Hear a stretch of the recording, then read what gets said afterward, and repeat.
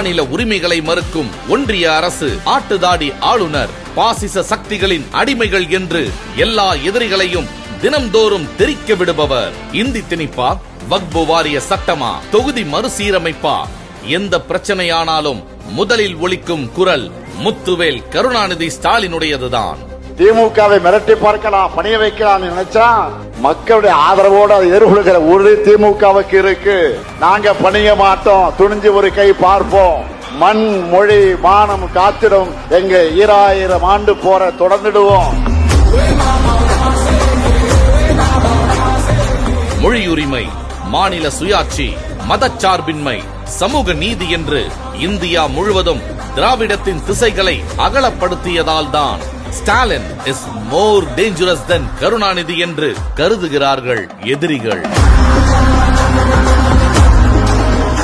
இருட்டை கிழிக்கும் விடியலாட்சியின் தொடர்ச்சியாய் திராவிட மாடல் 2.0 ஆட்சி தர தயாராகும் கழக தலைவர்.